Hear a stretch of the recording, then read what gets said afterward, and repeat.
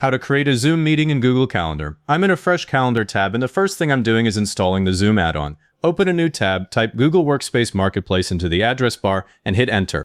When the Marketplace search screen lands, type Zoom for Google Workspace into the search box. The result you want is the one named exactly Zoom for Google Workspace, usually the first card. Click it. On the listing page, click the Install button. Google opens a permission screen, and this is the one people rush through. The add-on is asking for calendar access because it needs to drop the meeting link into your events. Click Continue. On the account screen, choose your Google account, then Allow. Now switch back to the Google Calendar tab and reload the page. I use a hard refresh here, Shift plus Reload, because the add-on can hide until the cache clears. Back on the calendar, click a time slot where you want the meeting. That opens a small pop-up with event details. Click More Options to open the full event editor. In the full editor, look on the right side for Add Video Conferencing. Click it and choose Zoom Meeting. The first time, Zoom asks you to sign in. Enter your Zoom email and password.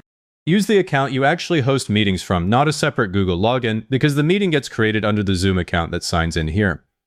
Once you're signed in, the event gets a box that says Zoom Meeting with a join link. Now add the title. I'll type Product Launch Review because a real title beats leaving it blank. Type guest email addresses in the guest field on the same screen. Then adjust the date and time if you need to.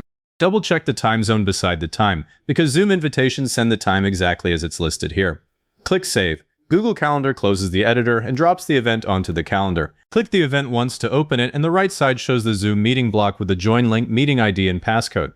Guests get the same details with a Join Zoom meeting button, not just a plain link. If you schedule the meeting and then need to change the time, open the event and edit the time. The Zoom link stays attached. But if you need a different meeting per session, delete the Zoom conferencing and add it again, because editing the event time does not change the Zoom meeting settings.